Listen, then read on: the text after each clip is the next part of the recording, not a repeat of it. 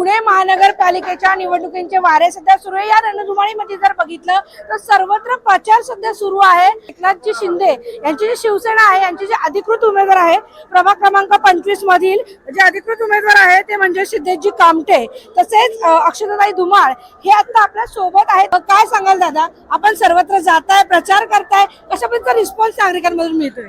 सर्व ठिकाणी चांगला रिस्पॉन्स आहे। आज लोकांना वैताग आलाय, जे मागचे काही वर्ष चालले आपल्या या मतदारसंघामध्ये, माझ्या या प्रभागामध्ये भरपूर दिवसापासून विकासाचा खूप अभाव होता। 500-700 कोटीचा निधी खर्च आलाय। महापौर, स्थायी समिती अध्यक्ष माझ्या प्रभागात होते, हजार कोटीचा निधी खर्च केलेला आहे। कोटी निधीचे पूल बांधले ते आज दिसत नाहीत। त्यामुळे लोकांचा भरपूर रोष आहे आणि शिवसेनेला आज लोक चांगला प्रतिसाद दिसत। आपलं विजन काय असणार आहे आता विजन म्हणजे आज प्रभागामध्ये ट्रॅफिकचा प्रॉब्लेम आहे, पाण्याचा प्रॉब्लेम आहे, पाण्यावर भरपूर आहे, पण ट्रॅफिकचा विशेषतः प्रॉब्लेम आहे, तो नक्की सॉल्व्ह करण्याचा आम्ही प्रयत्न करणार आहे। वृद्धांसाठी एक चांगलं विरंगुळा केंद्र चालू करण्याचा प्रयत्न करणार आहे। अजून भरपूर काही विजन आहे। नागरिकांचे विशेषतः अतिक्रमण या विषयावर भरपूर लक्ष आहे।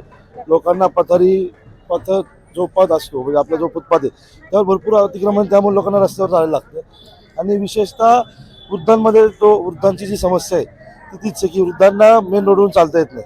तर वृद्धांना जो आमची जी बाजारपेठ आहे, बाजारपेठेमध्ये भरपूर त्रास होतो त्या आमचे जे अतिक्रमण झाले ते। आणि विशेषतः महिलांना त्या गोष्टीचा भरपूर त्रास आहे, कारण की बाजारपेठेमध्ये आज महिलांना सुरक्षित वाटत नाही आहे।